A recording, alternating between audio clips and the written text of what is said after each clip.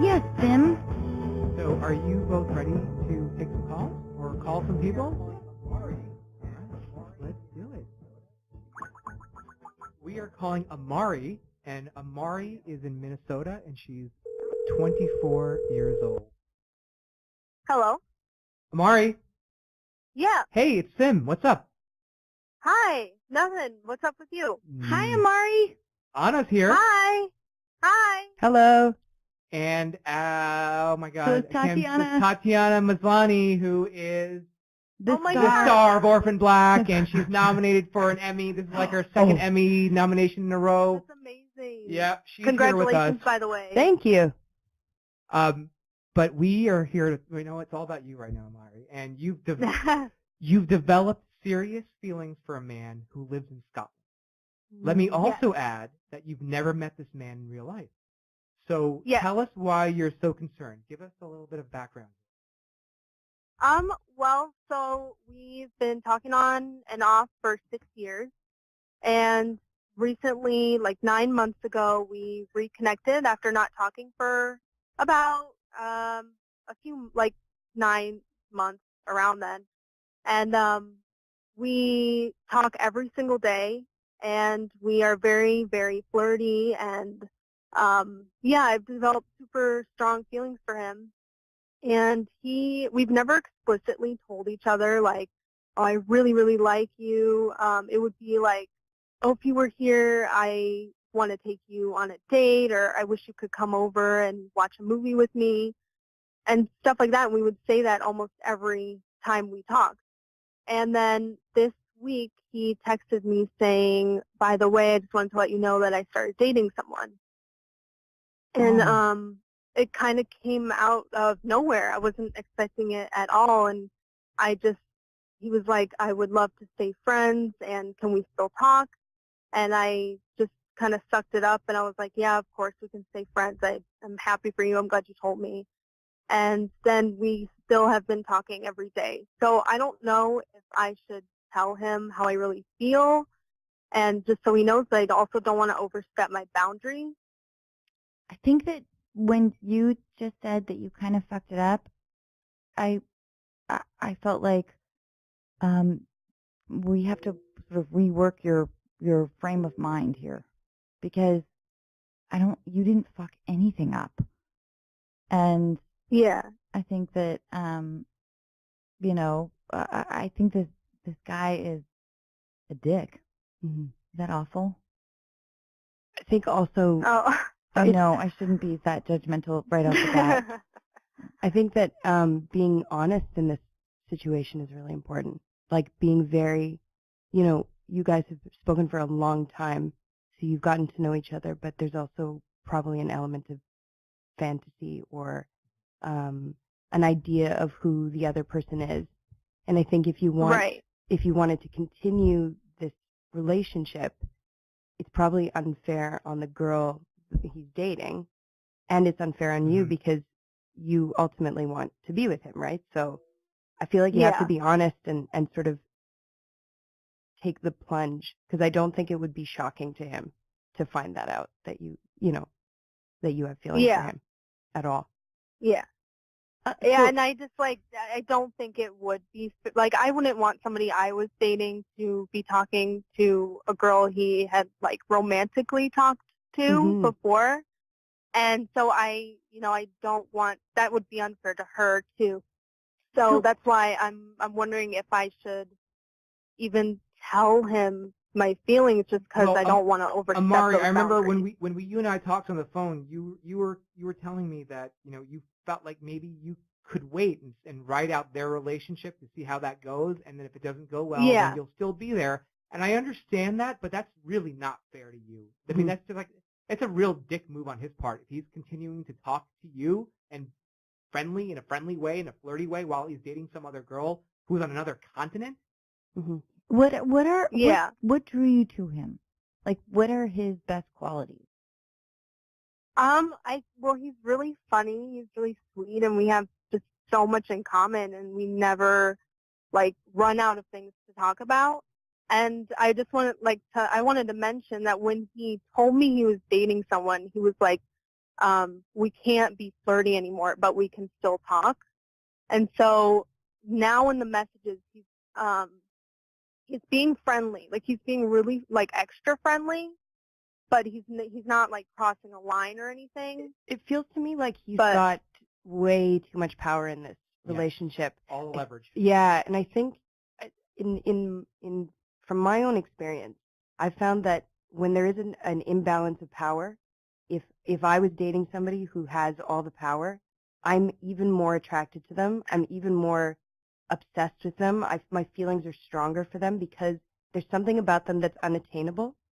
And I think that's a really dangerous place to be, when that person has all that control and isn't willing to give you anything back. You know, he's not being vulnerable with you. You're totally giving yourself to him, but he's not willing to do the same with you. And I think that like in my experience, has never been a real like love. I don't think. Yeah. You're so right about the idea of power, because there's never, in any relationship, there's never a 50-50. Usually somebody, it's in a healthy place is around 60-40, and it fluctuates. But you're so right, Tatiana, that it sounds like, I think that you've given up all the power, Amari, and I don't want you to do that. And I want you to tell this dude to go fucking suck it. Mm-hmm. Sorry. I know that you like him, and I know what it's like to feel in love and sort of intoxicated with the idea of somebody, and especially 6 years. Why haven't you guys didn't want to meet up? I mean, it's been 6 years of conversation. That's a long time to not meet up. At some point. Yeah, and it's just since we talked off and on for those 6 years, we didn't get that serious. And then in the past 9 months, we've said like one day we really want to meet up, but neither of us can afford that. That's a big trip. And so we keep saying like, I hope one day, and then he'll say like, I know we will one day. And have you had relationships? It's always that one day. Have you had relationships between then and now? Like with people that you're not in the past 9 months, no. But you've dated other guys or other people while you two have been chatting? Yeah, in the past like 6 years, but it wouldn't last long. Like, I've always sort of had a crush on him, and so I never fully was like into a relationship. And it takes a lot for me to really like fall for someone. So I've just had little unsuccessful relationships.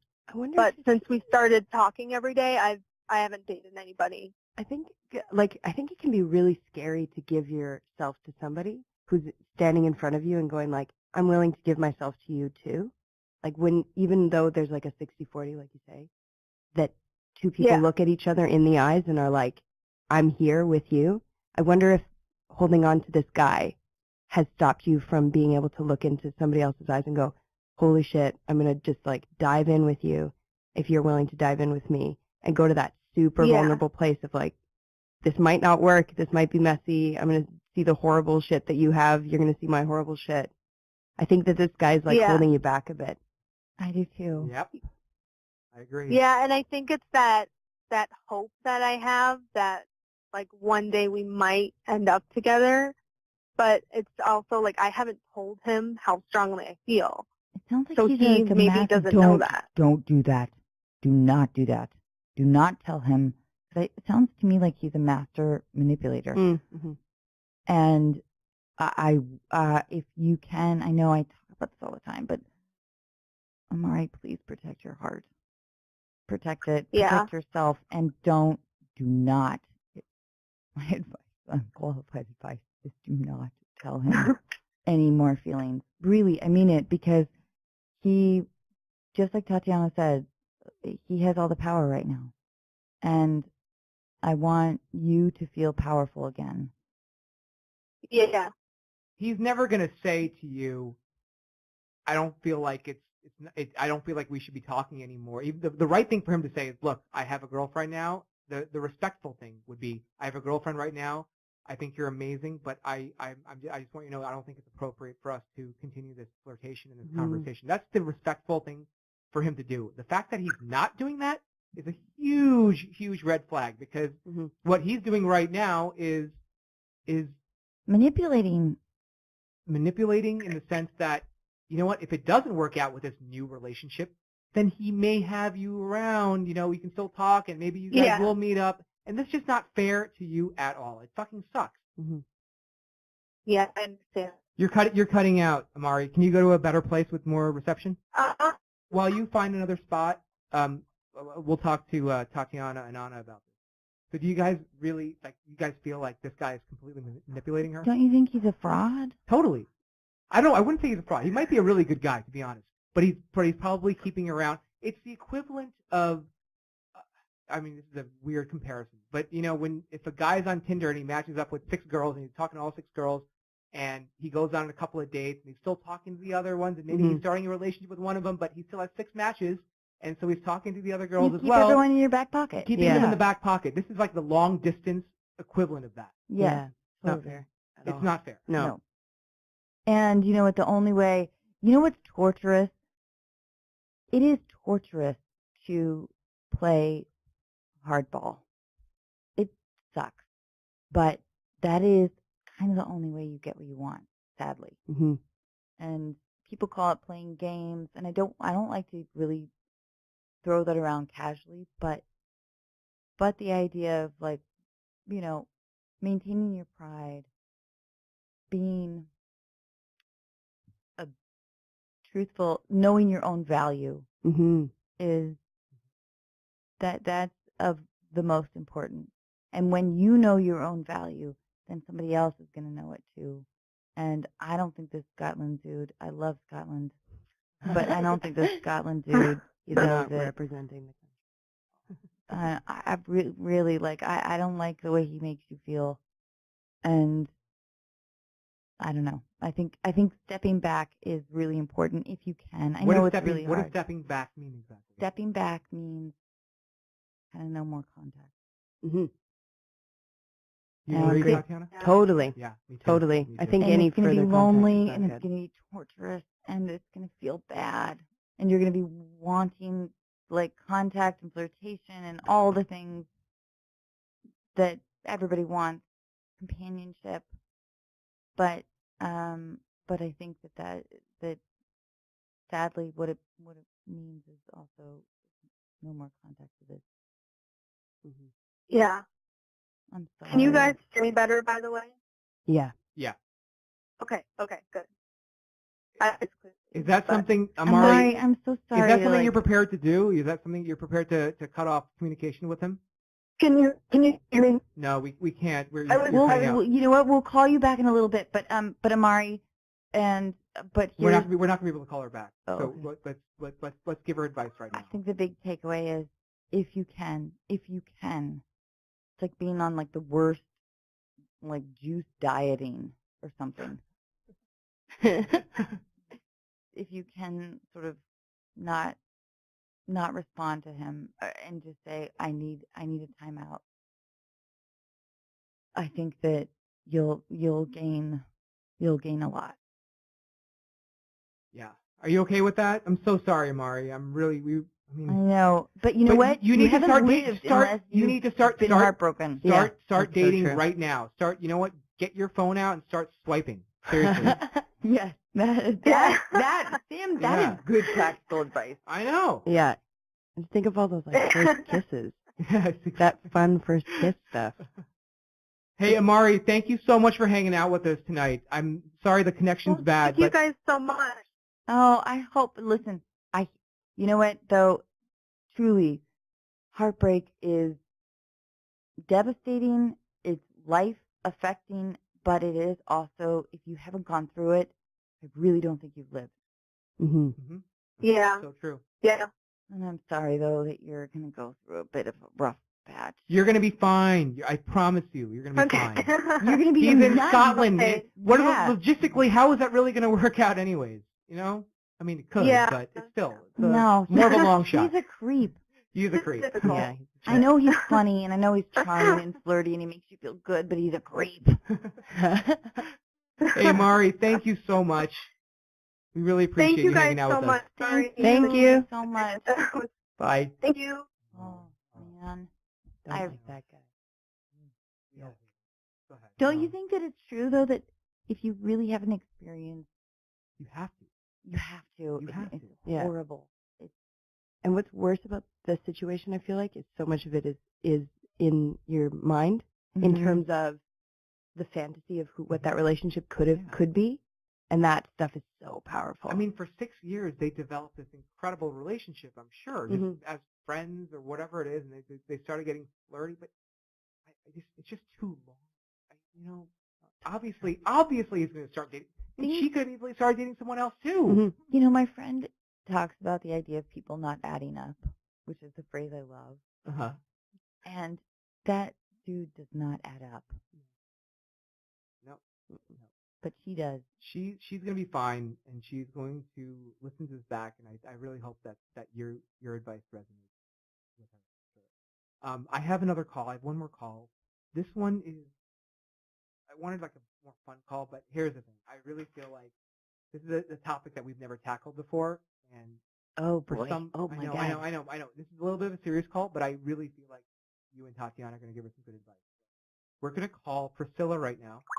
Priscilla is... Somebody was like bipolar. She's in Tucson. What? No. I don't know. No, relax. It's fine. It's not even about her. It's her friend. Panic She's on in your Tucson face. right now, and she's 25 years old.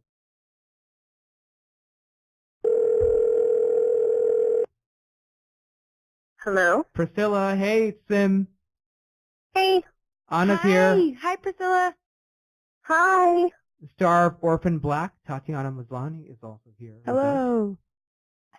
Hello. She has a very Oh my gosh. sexy voice. So I've been exciting. trying to do an out sexy. I'm trying to out sexy her, but Need to not have slept last can you night. say is all. something sexy right now. Just give me a line. We're gonna do a competition right now. We're Okay. gonna see who's sexier. okay. Me? No, No, you can Priscilla, play you're gonna too. play along. For No, sure. Priscilla, Oh. okay. Instead of judging with me, Priscilla, you're gonna play along. You're gonna be the last person to go, Okay. and I'm gonna Okay. judge. Okay, here's the line. What's the line? The line is Gotcha. All right, Anna, you go first. Yeah.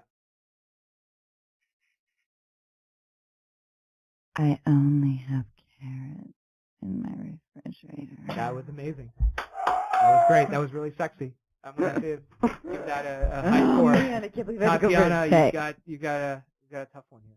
Beat. Oh my God. You're already It sounds just like, Take them I all only over. have fucking carrots in my refrigerator. I added fucking, that was disqualification. You were about to have an orgasm. I love It's it. literally on the verge. No. Oh my God. Priscilla, I'm so sorry to put you on the spot. Priscilla, do you mind saying you only have carrots? You only have carrots in your refrigerator. Okay. You have a sexy I voice. only have certain penetration. Oh! What did she say? She said penetration. I only do, what? Priscilla, what about penetration? Say it again. I thought that's what she said. Oh. No, All right. Great interpretation. Regardless, Priscilla wins. Priscilla, Yeah, like totally head to wins. tail. Yes, I love No it. question. I love it. You have you know what? You totally put it on the penetration line. Why did you do that? But Sim, will you please say, I only have carrots in my refrigerator and you're sexiest voice? I only have carrots in my refrigerator, baby. So pained, your expression on your face. No, You look so disappointed. I tried to get into character, but it looked like I was like constipated. You're so not a person I would want to date. apologetic. You're like, I'm That was sorry. terrible. That was the worst. I can't do a sexy voice. And also, you're a loser. You only have carrots in your fucking fridge. Dude, fucking get your shit together, man. And Sauvignon Blanc. Oh, Better? Oh, Oh. yes, way better. Yeah. All right. Okay, Perfect. sorry, Priscilla. Priscilla, So this is a serious subject. I'm sorry, we've been joking around, but this is a serious subject we're about to talk about. We've never discussed this before. Tell us about your best friend's eating disorder. Okay, so my very best friend, we've known each other since elementary school. We became best friends in high school, and she's the only person that I still talk to from high school because everyone else sucks. And when we went off to college, we kind of both, did the usual, gaining the freshman 15. We were out and we can eat cookies whenever we wanted. And, the normal weight gain that comes with just, like, leaving your parents' house and just, like, being the one that's in charge of your eating. So eventually we were like, okay, well, we should probably get this under control. So we both decided to get on an awful diet. I lasted about a week, barely. And she kept going with it. And after a few months, I noticed that she was losing a lot of weight. I was like, oh, that's good for her. Well, it became, I noticed that there was, like, something going on with her. Like, it became like an obsessive calorie counting, and she was just always at the gym. But she never really had time to hang out, and we could never really go out and eat. And during college, she went from a size 10 down to a size 2. And that was the thing, just a matter of a few months. So that was very alarming for me. With that came other things that were, even when she was that small, she was still very self-conscious about her body.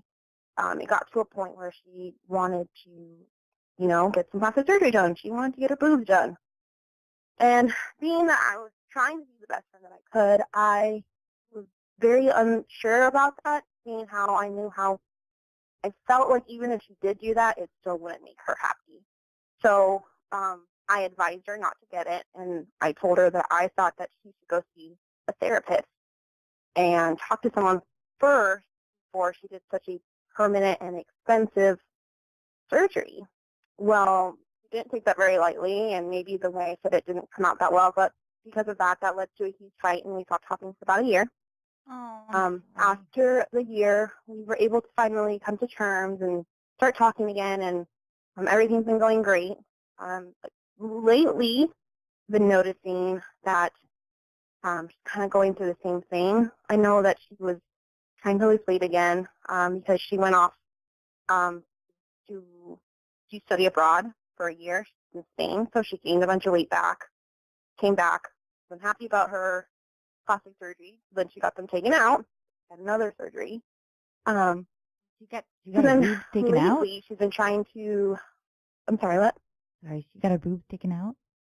Yeah, she did. She was unhappy about them because she had lost a lot of weight when she got them put in, and then she gained a lot back. And, like, the way her body type works, that when she loses and gains weight, it also fluctuates in her breasts. So then she decided to get them taken out because they were just super unhappy with it. And so, I know lately she's been trying to get back to just, like, a healthy weight again. And she did very well. She was doing the right thing. She was eating a lot better, and she was doing it at a much slower rate than I've seen her. But then I've kept getting those weird red flags where I would be like, hey, you want to go eat? And, like, or grab a few drinks, and then she'd come with me, and then I would be, like, the only one drinking, which was really awkward because I felt like an alcoholic, and I'm like, just by myself, drinking and eating while my friend just sat there and watched me. There was also, like, I saw that she was at the gym for extra long hours that she shouldn't be, and now she's at a point where I'm like, oh, she looks so great, she's so small, but even then she's still like, I need to lose another 5 pounds, and she doesn't look, I know she's not like bulimic, I know she's not anorexic, but it's like this obsessive thing that she's doing where it's like she eats very little and she's very, meticulous about what she eats. And lately she also does this thing where, and I don't think she needs to, but she'll clean out her closet, which she's done for years, and she'll, like, give me her, like, really nice clothes maybe don't fit her anymore or too big for her. I'm not a fat person. I don't think I'm huge, but, like, I have thighs. I've got a booty a little bit. I've got some hips. I can't help that. Those aren't going to go away. And she'll, like, give me her clothes, and I'm like, this isn't going to fit me. This is a size 4. I've never fit in a size 4. She's like, oh, really? Oh, I would think they fit either. You don't look, I would think they fit you. They don't fit me anymore. Okay, so so you're worried about your friend. I also hear in your voice, I feel like you're missing her and you want to feel close once again to her. Am I right? I don't know. I'm so unqualified. What the fuck am I doing? I'm so sorry, Priscilla, that I'm like, I have no idea what the fuck I'm talking about. I'm so sorry. But I don't know. My heart goes out to you because I know how much I cherish my friends, especially the friends that I've had for a long time, and especially you guys went through that whole journey together. I do think that you can't make an unhappy person happy. It's just, yeah. I mean, I don't know. I've tried a few times. But it's a journey that you can't solve. You know what I mean? Mm-hmm. It's truly a problem you can't solve. And you may have to sort of come to terms a little bit with that and just be her supportive friend. And, everyone has, oh my God, oh, you wouldn't even believe how grotesque, like, the weight issues are here. And, oh, it's so fucking gross. But, so everyone knows this. Everyone knows the story of being unhappy with their body. But, I just don't know if it's a situation you can heal yourself. You know what I'm saying? Yeah. It's just so upsetting to watch her.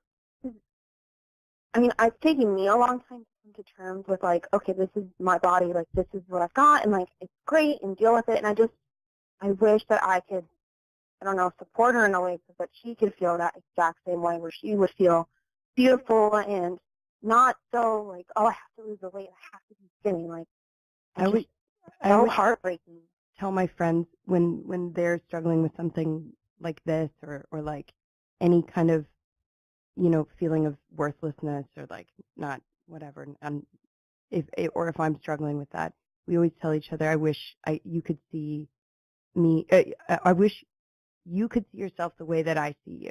And I think flipping it sometimes and going like, what, I feel like you have to be honest with her and you have to be supportive in the same breath.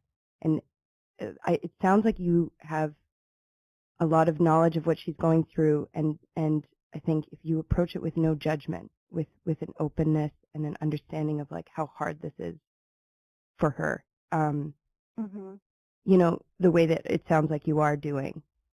But I also feel like you can't pussyfoot around the thing that's happening at the same time. And I don't know exactly how to deal with these things where you have to be super honest with somebody about something that is like showing a mirror to them that reflects back, it's scary. I wish I had better answers. I'm so unqualified. But oh my gosh, no. But you know what? Maybe sometimes like just friends talking it out. I don't know if you have. That's what I told Priscilla when I decided to use this call. I told Priscilla that honestly I don't know if we're going to have the answers. We don't. Who does? But I felt like talking it out at least. At least like you're heard, and the idea of your friends, like in your friendship is being heard, and I don't know, right? So she should just be completely I don't want supportive. You to be heard. I mean, obviously, I can't speak to this at all. I don't know what. I mean, obviously, I would never understand this. I think that Priscilla should. Yeah, I think she should be. I think she should be supportive because, and not maybe. I think being a good listener, which is something that I have a really hard time doing because I like to talk so much. But being like being truly just a good friend at this point is the best thing you can do, because you could encourage her to go to therapy, you could encourage her to, whatever, work out more or less or whatever, but truthfully, you won't be able to solve the bigger problems in her life, but I can. No, but really though, it's what's most important is that she feels supported. Does she have that support system? And her friends no. besides So, you?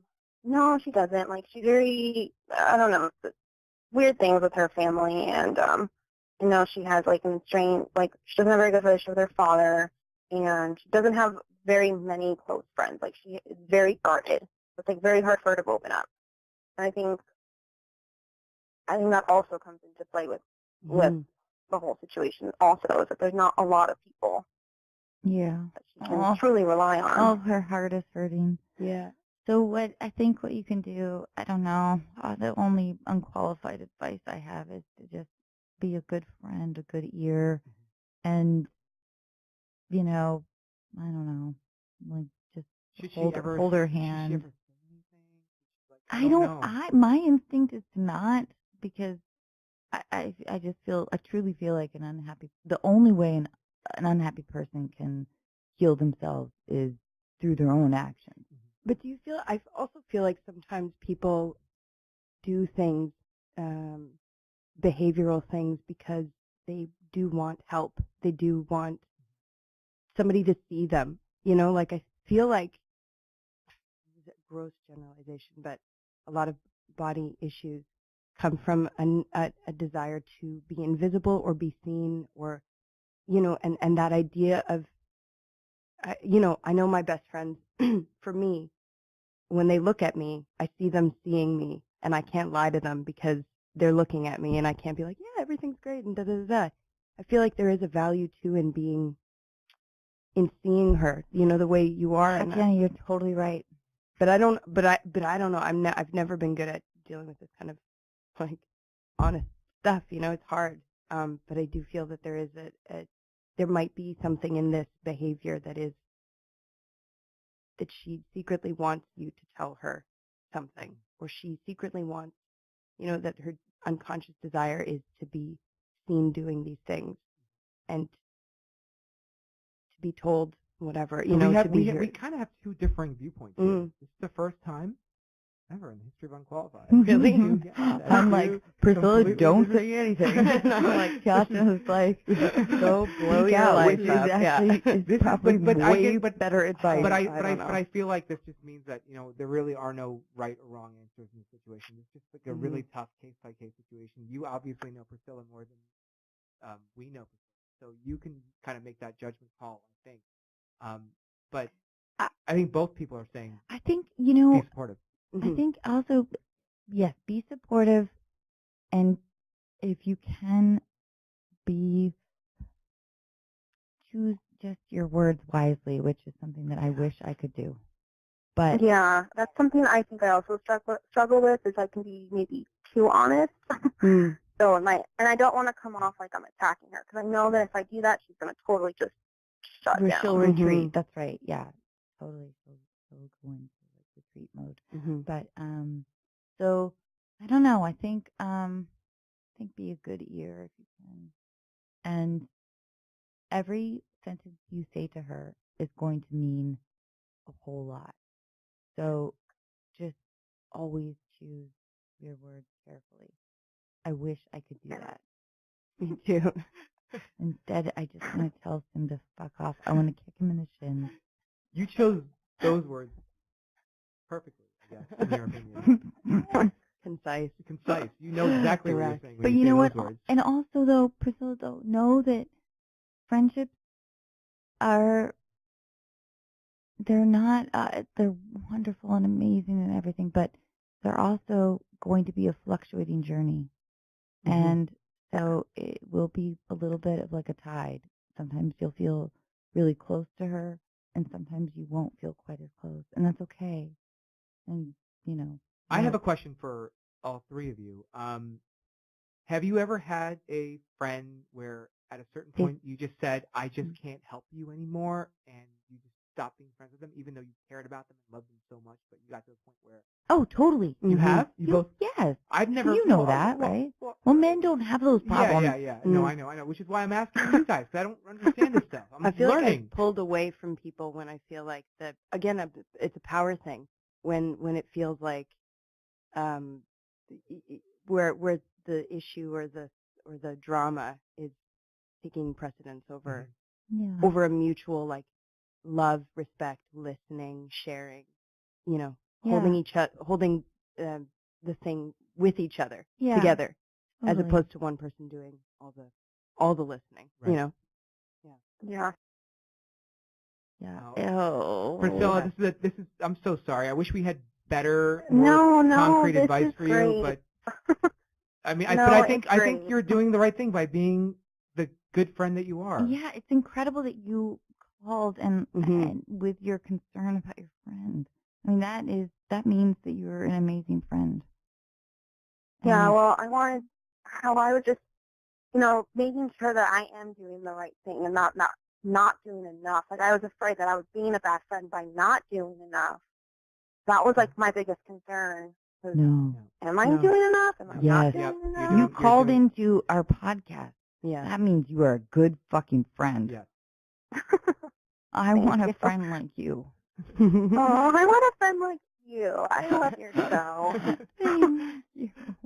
Priscilla, you're the best. Thank you so much for hanging out with us. Will you give us an update? And also, please be in touch. And also, please know, though, too, that truly, I know this is like the worst thing, but truly an unhappy person cannot be made happy through another individual. It has to come from sort of within. And and I know that your friend's going through some stuff, and I think that you're just an incredible friend. So know that. And we love you.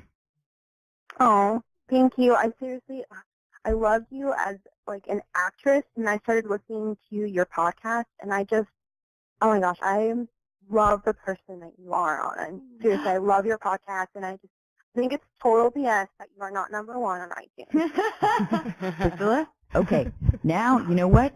I love you so much. I love her too. I'm flying to your hometown, and I'm going to make your friend eat. I'm going to make her happy because I love you. Thank you. Thank you so much, Priscilla. You couldn't, I don't know. I'm always so kind of, I don't know. It gives me chills that the idea that people like us and listen to us, and thank you so much for sharing. Yeah, absolutely. I think what you do is amazing, and it's so honest, and it's beautiful. Priscilla, send me an email. Let us know what happens. You're the best. We love you, and we're all behind you. Please. Yeah. All right. Thank you so much. Thank you so much, Priscilla. Bye. Bye. I'm sorry. That was probably one of the most intense calls we've ever had. You know, but right? so I'm sorry, truthful. Tatiana. No, I was here for one of our intense calls. No, it's really interesting stuff. And also, though, so calm. Sorry. But women get, well, men I guess do too. But women, we're so trained to be so hung up on our physical shit, which is telling them earlier. Like, I proudly declare that I'm 39, about to turn 40, by the way. Means to throw me a party. I'm on it. I can't wait. It's gonna be fun. But the idea that it haunts us and it's stuff that it does. Yeah, it's so unnecessary. Right? But how do we shrug it off? It's impossible. I don't know. I have no idea, because it does factor into every single decision, every interaction. It's a weird, I think we're becoming more aware of it. I think that there's more discussion about it, at least. Yeah. About, I'm fascinated with the idea of just like ownership over who you are in your body and your volition and like walking and whatever. I think women make ourselves small because there are so few spaces for us. You know what I mean? Like in a production or in a this or that, there's room for like. And so it goes back to the black box that you were talking about. To the French improv black box. And the punishment for stepping out. She's drawing a box right now with an arrow pointing on a piece of paper, pointing to Tatiana, and she's writing. I can't read that from here. And by You know what I mean. Oh, I know. I will keep that. I love that. Oh, you guys, thank you so much. Oh, Sim is Doing helicopter. Yeah. So Sim has this crazy, like, weird sign language where when he spins his pointer finger around, Right. super swirly. Apparently it means. Wow. And you know where what does that come from? You know what the insane thing is?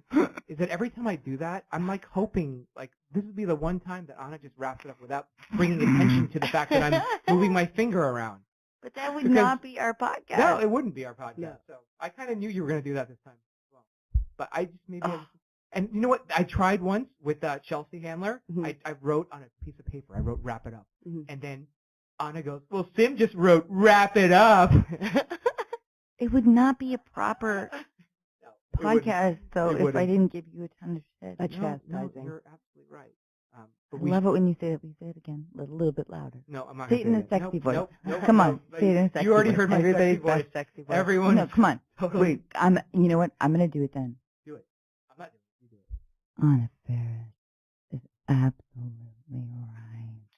Oh my God. It would never go that way. Tatiana, you want to take the challenge?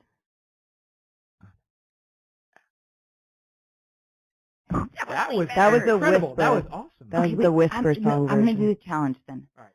Oh, Anna Faris absolutely right.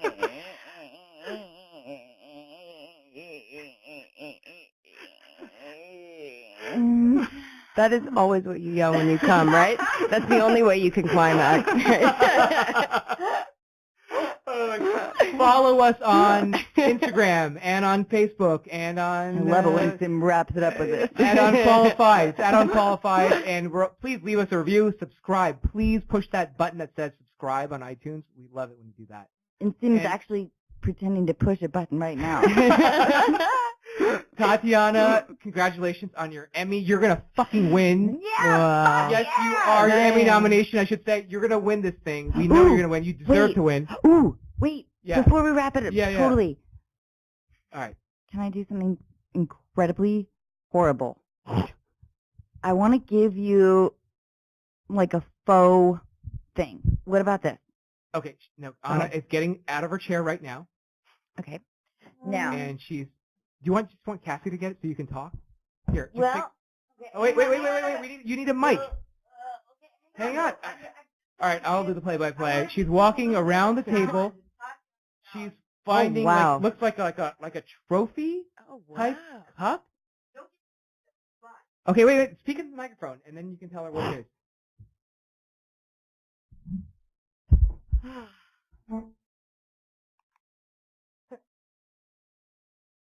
And this odd cup goes to Tatiana. Oh my God! Thank you so much. You guys, when I first started acting, I never thought I'd be holding this odd cup. You know, at the age of 31. I can't wait to drink out of it tonight. Thank you so much to Anna Faris for giving me this cup. Thank you, Sim, for all of your amazing mannerisms. Thank you, Cassie, for filming the whole thing. Thank you, Anna, again. Oh my God. For, I had to, coming audibly on the podcast and teaching me so much about what it is to be a woman and female sexual pleasure. Do you want to can you give us one little orgasm? I came in the cup. I squirted in the cup. That's what's gonna happen if I win. If I win the Emmy, that squirt. Emmy. That's how it works. Is it? It's the only way it happens. This might be the best ending for a show we've ever had. Yeah. Tatiana Maslany is going to squirt into the cup after she wins her Emmy. I really hope it happens now, just for that reason. Good night, everyone. Good night.